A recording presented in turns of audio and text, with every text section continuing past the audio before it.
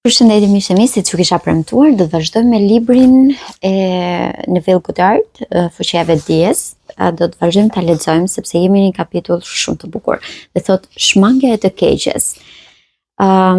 Nuk ka qymyr të karakterit që është aq i vdekur sa të mos shkëlqej dhe të marr flak nëse do të rrotullohet veç pak. Mos i rezisto të keqes, kushdo që të bie në shuplak, faqes së djathtë, ktheja edhe tjetrën, thot Mateu 5:39. Edhe ju e dini se sa e vështirë është nëse dikush të bie me një shuplak, ti t'i kthesh anën tjetër. Asnjë njeri normal nuk do ta bënte këtë, përkundrazi do reagonte.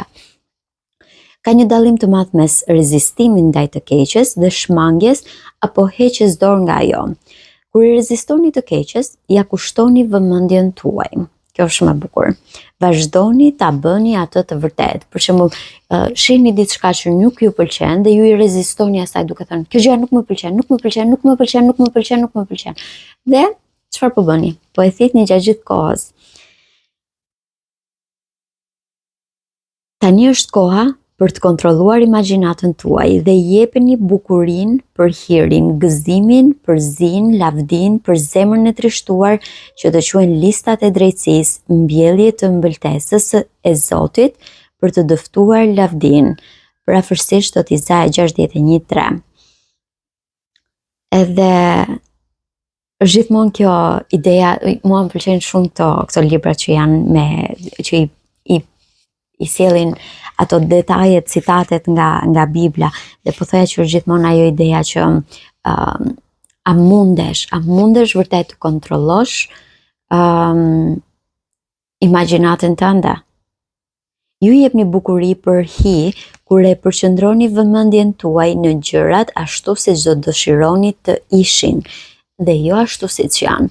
Pra në momentin kur ti ke diçka dhe e di që është në një mënyrë të caktuar, ti nuk e bën atë më të mirë duke thënë kjo gjë është kështu dhe nuk më pëlqen, është kështu dhe nuk më pëlqen, por si, duke ndalur dhe duke thënë, okay, është kështu. Por çfarë po më mëson? Dhe si mund të marr më të mirë nga kjo gjë? Si mund ta transformoj këtë gjë? Ju jepni gëzim përzi kur e mbani një qëndrim të gëzuar pavarësisht rrethanave të pafavorshme. Në çdo lloj situate mund të ruani një energji pozitive në mënyrë që të mund t'ja dilni. Ju lavdëroni zemrën e trishtuar, frymën e rënduar kur mbani qëndrim konfident, pra plot me vetbesim, në vend që të nënshtroheni dëshpërimit. Ka shumë njerëz që në momentin e parë që përballen me një sfidë, bien në dëshpërim edhe thon jeta ime paska qenë vetëm kështu, ju e keni parë që replikoj me vinin sa herë që thot ne jemi për kemp, ne jemi kështu, ne jemi ashtu. Jo, nuk është kjo mënyra, domethënë as si shaka nuk duhet ta thuash një gjë të tillë. As si shaka nuk duhet të biesh pre e dëshpërimit. Në këtë citim, Bibla e përdor fjalën lis, pemë si sinonim për njeriu. Ju bëheni lis i drejtësisë kur gjendjet e sipërme mendore janë pjesë e përhershme ndërgjegjes suaj. Pra ju bëheni pikërisht ky burri i drejt, ky njeri i drejt, kjo grua e drejt, kur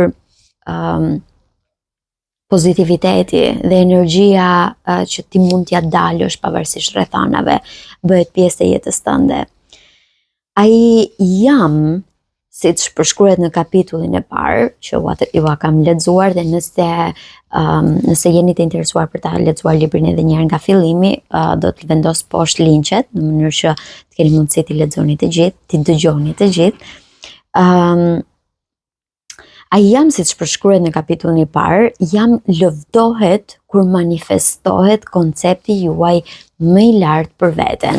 Zoti nuk ka dashur asnjëherë që ju të bini në këto dëshpërimi ose mërzie ose energjie negative. Në asnjë moment. Ka dashur gjithmonë që ju t'jeni niveli më i lartë, niveli që ju mjafton që ta thoni fjalën të shprehur me mirënjohje, me dashuri, me gëzim, dhe ajo të manifestohet më njëherë për ju. Kjo është mënyra se si njerëzit duhet jetojnë. Çdo pikë dëshpërimi, çdo lloj mërzitje është qoftë largu, atij që nuk i përmendet emri, duke u përpjekur të interferojë në jetën tënde. Edhe e mendoj këtë sa herë realisht u thash, nuk e di nëse kam shprehur me ju, por para disa ditësh po ankohesha për faktin që shefi që kam në punë ka një lloj presioni të jashtëzakonshëm dhe e ushtron atë mbi gjithë njerëzit e tjerë, pavarësisht se mund mos kenë asnjë lloj faji. Edhe them, kjo gjëja nuk më pëlqen, është shumë kështu, është shumë ashtu, filloj ankohem edhe pastaj them, ka diçka. Ti po i bëje gjërat për mrekulli dhe ai që nuk i përmendet emri, sa po e pa që ti vërtet beson në Zot, që ti vërtet po ja del në çdo fushë të jetës, që ti vërtet ke këto ide të mrekullueshme që mundet të ndryshojnë botën vërtet, çfarë tha, çfarë bëri? Më ka dërguar në një punë që më zauron, më merr atë energjinë, pavarësisht kësaj, unë jam gjithkohës aktive dhe them nuk do ta lë këtë të më mbys, sepse unë e di që kjo është e përkohshme. Unë e di që ti mundesh të më shfaqësh pengesa në jetën time, por ti nuk do ja dalësh, do të më ndalosh hapin, sepse unë e di tani se me besim në Zot ku do arri. Edhe çdo pikë pakënaqësie, mërsitje, ankese, është mënyra se si atij që nuk i thuhet emri, po përpiqet të interferojë në jetën tënde, po përpiqet të ngadalsoj hapin. Por nuk duhet ta lejosh këtë. Nuk duhet ta lejosh në asnjë lloj mënyre, sepse duhet të manifestosh gjithmonë konceptin më të lartë për veten tënde krijuese, veten tënde më të mirë, veten tënde ku ti arrin të manifestosh çdo gjë që ti dëshiron. Kur ta zbuloni imagjinatën tuaj të kontrolluar si shpëtimtarin tuaj, imagjinata juaj e kontrolluar. Imagjinata ime tani çdo ditë kur shkoj në punë është, unë jam e qetë, unë punoj me qetësi. Ai është gjithmonë i qetë kur flet me mua. Edhe ai është gjithmonë shumë i respektuar kur flet me mua. Ai është gjithmonë duke më lënë që unë të punoj në rehatin time, në punën time, sepse e ka parë tashmë që unë jam shumë e zonja në punën time, pavarësisht se ditët e para ushtroi presion në këtë mënyrë ose në një mënyrë tjetër. Tani ai është shumë në rregull me mua dhe kjo është imagjinata e kontrolluar. Unë kontrolloj realitetin tim përmes imagjinatës time. Ditët e para ishin gjithë njerëzit e tjerë që po më thoshin, është kështu, është ashtu, dhe unë u trema kaq shumë dhe imagjinata ime filloi të krijonte një kaos të tërë, sikur ai ishte vërtet njeriu më i keq në botë, por çfarë ndodhi? Thash, stop. Është dikush tjetër që po përpiqet të interferojë me hapin tim dhe nuk mundem ta lejoj këtë. Unë e di që jam bërë për gjërat mrekullueshme, jam bërë për gjërat mëdha. Edhe kjo me vërtet mund të jetë një lloj ndalese për momentin ose një lloj ngadalësimi hapi, por nuk do ta lejoj që të më pengoj totalisht. Prandaj e kontrollova imagjinatën time dhe thash, imagjinata ime që nga ky moment ai është një njeri mrekullueshëm që ty të lë të punosh në rehatin tënd. Kaq e thjesht. Dhe kam të paktën një javë në fundit. Unë punoj totalisht e qetë në rehatin tim. Kaq e thjesht.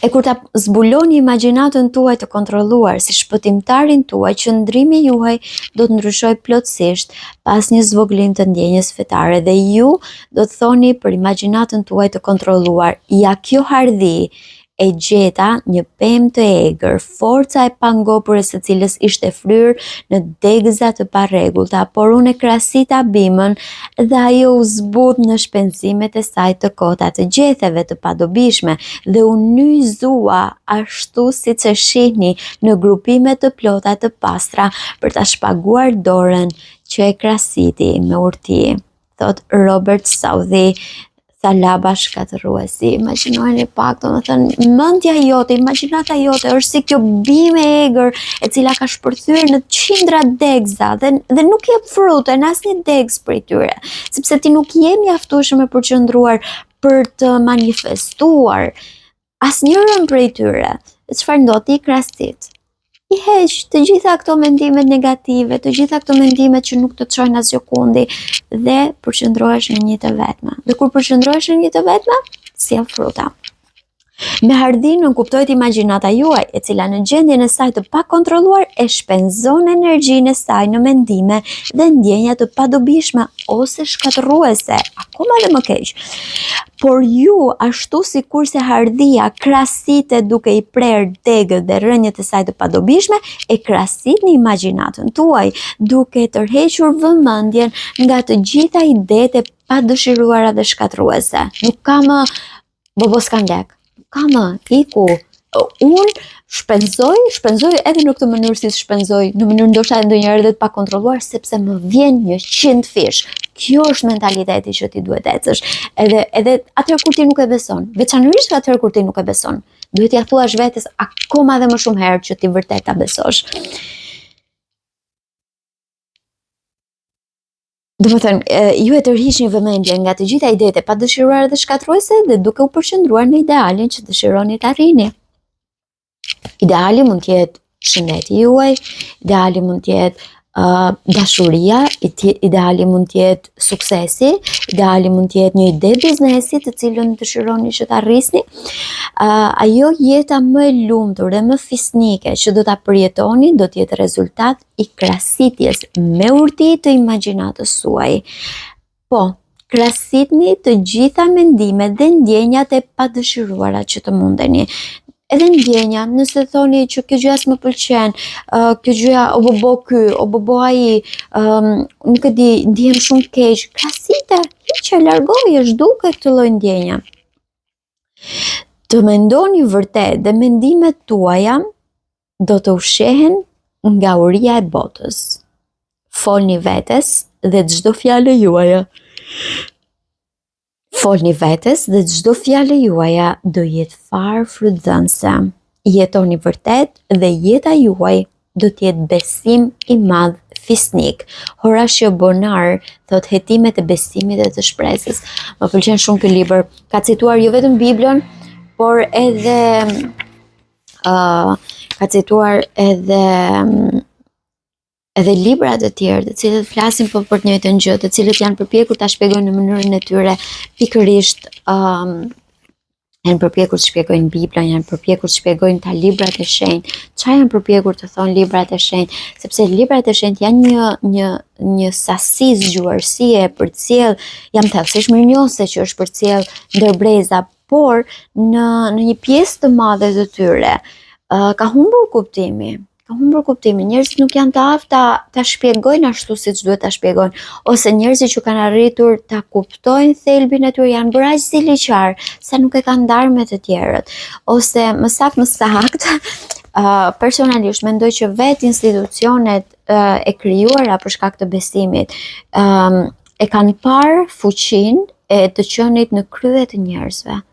Pa që nevoja për t'i zgjedhur si politikan, pa që nevoja për t'i zgjedhur, i kanë zgjedhur në hir të besimit, dhe në momentin që ti e zgjedh dikën në hir të besimit, ti e lë gjithë besimin te ai. Edhe njerëzit e kanë shfrytzuar, ka pasur shumë njerëz që kanë shfrytzuar këtë. Ju mund të dëgjoni për sa raste që edhe Kisha Katolike në Vatikan është e përfshirë në qindra skandale. Pse? Sepse ka pasur njerëz të tillë, nuk po them të gjithë, përkundrazi, por ka pasur njerëz të tillë të cilët e kanë shfrytzuar për keq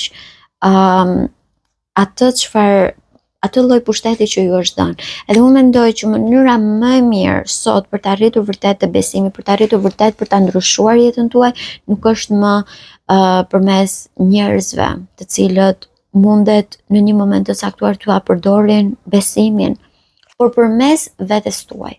Ju duke besuar totalisht atë gjë që dëshironi të besoni.